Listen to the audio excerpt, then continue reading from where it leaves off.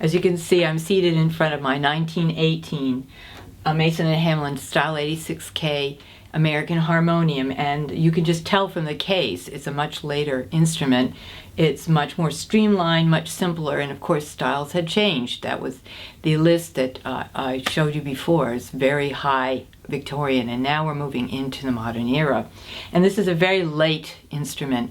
Mason Hamlin stopped making these instruments, period. Reed organs right around 1920. So this is a young instrument for a reed organ.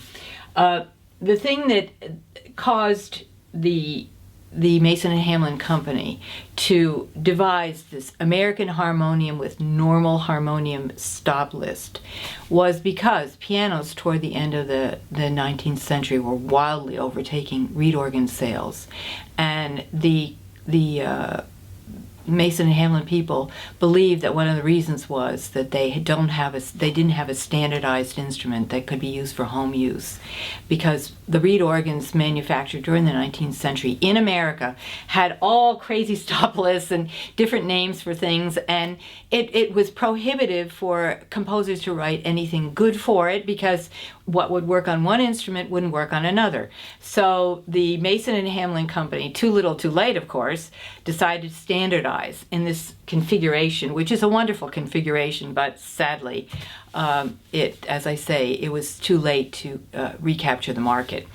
Now, what's really interesting about this instrument is that there's a lot of similarities to the Liszt, but the differences are significant, and I want to run through exactly what I did on the Liszt with this instrument, so you'll see where the similarities are and where the differences are.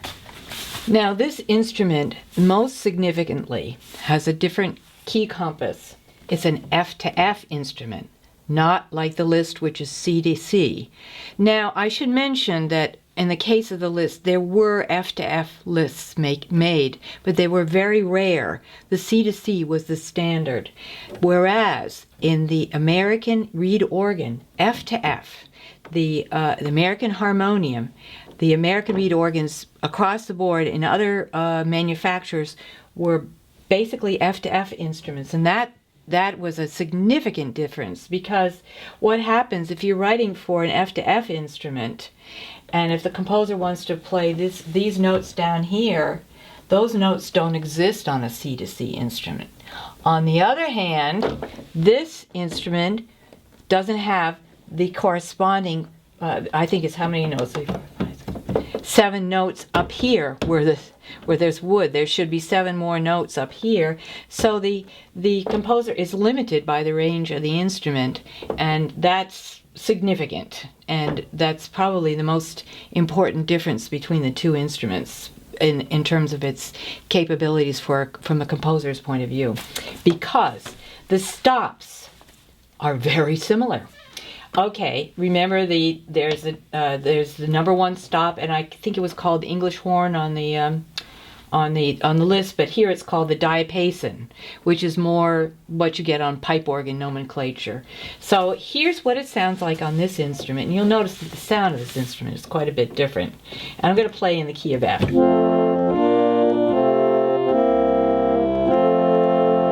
that's the low F, which you wouldn't have on the Liszt. On the Liszt, I played that chord progression here.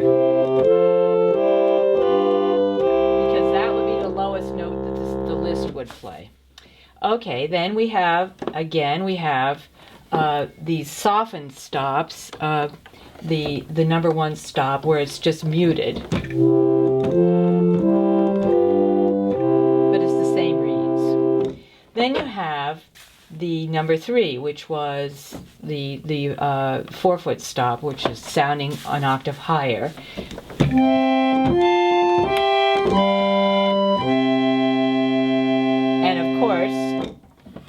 Also on this instrument, you have in the bass, you have a softened 4-foot stop, softened viola. It's just the same.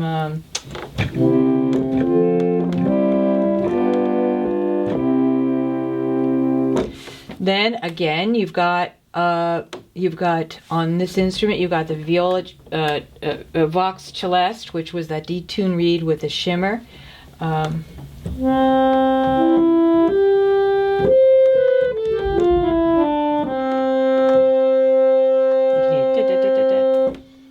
Then you've got that nasal seraphone sound.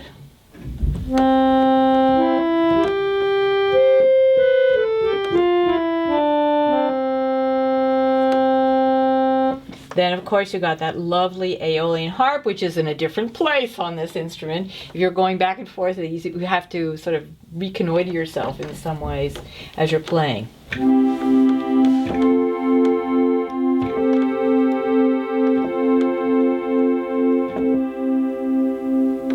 Lovely stuff. And then you've got your octave coupler. Let me see, where is it? Here. I think it was right in the middle on the list. So you can do this. This is really obvious when it's coupled. Then you have again the vox humana that causes that imitation, or shall we say evocation, of the human vibrato.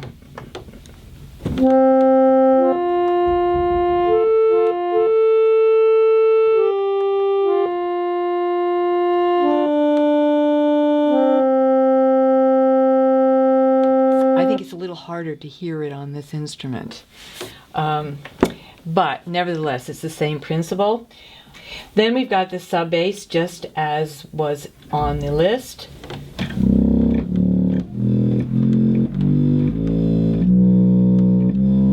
Yeah, it's in the C range, and of course what they're doing is making it so that you can evoke the pedal on the organ, the pipe organ, which has those very low notes.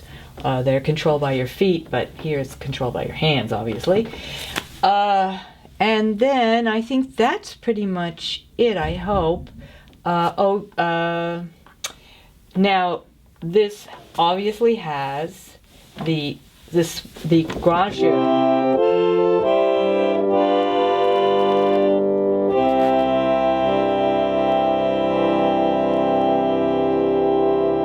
Now that gives the color of this instrument. The other thing that you have here is the same thing, the pedal point, which sustains notes down here. Let's get something going here.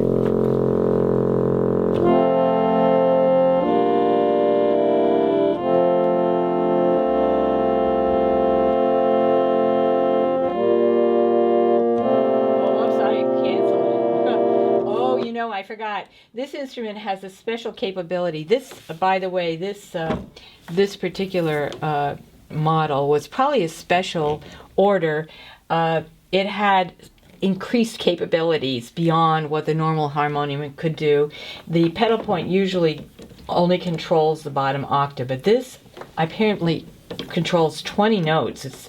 If that was a special issue thing, but the fact is this has a pedal point. Now, the normal harmonium configuration did not require a pedal point.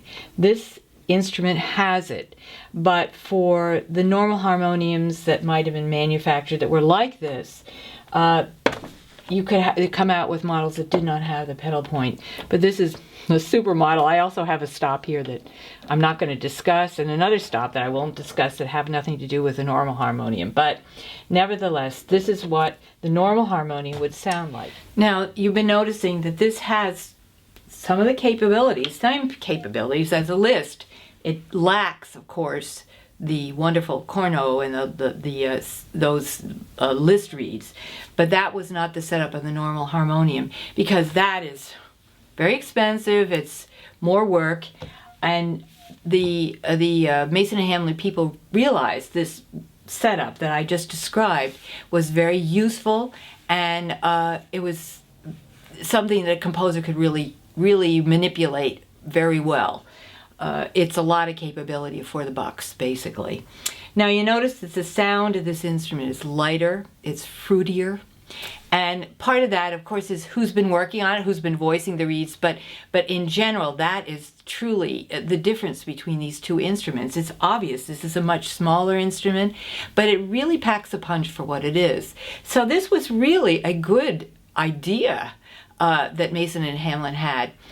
And when they did make this decision to go into the normal harmonium setup, they contacted a composer named Arthur Bird. Now, Arthur Bird was an expat. He studied with Liszt. He was an American, and he came actually from a long line of American musicians. He was living in Europe, and he was a student of Franz Liszt, and he was a wonderful composer, and they asked him to write pieces for this new normal harmonium setup. And he came out with one set of pieces, the Opus 37 pieces, and then there were 10 of those, and then there's a total of roughly 23 or 24 of big pieces. Actually, they're not big pieces, they're 3-minute pieces, but they really explore what this instrument can do in the most significant way. And the thing about him is that he probably had an instrument just like this in his living room to experiment with. But unfortunately, because the instrument was on its death spiral, and the pieces are more difficult than what an amateur can play, more or less. They fell between the cracks. Yet, it turns out that those 23, 24 pieces are the only and most significant pieces written by an American composer for this American instrument. The fact of the matter is that the Liszt had repertoire written for it that was native to it, that was really second rate. But Arthur Bird's stuff is fantastic, and that's why this instrument is such an important one to preserve, because you can play the music of Arthur Bird's 23, 24 pieces on it, which is what I'm currently doing. Now, the whole question really becomes, what was the intent of Arthur Bird when he wrote these pieces? They're 3-minute pieces. They have titles like Meditation, Auf dem Land, Reverie, Gavotte, Scherzo. They were for home performance. They were not for concert performance per se. Yet they evoke orchestra because Bird was actually a wonderful orchestral writer. He understood instruments, and he understood how this instrument worked really, really well, and figured out how to link his musical ideas to the sounds of this instrument.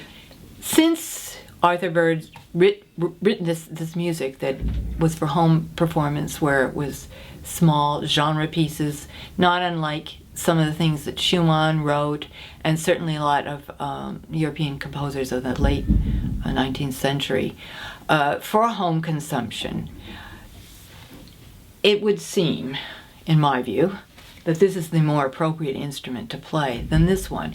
Even if you can adjust Bird's music to sort of fit the C-to-C tessitura of the Liszt, it's the wrong sound. What you want, this more intimate, more fruited sound than the ponderous, the thick, heavier sound of the Liszt. And so I would prefer to play his music on this instrument.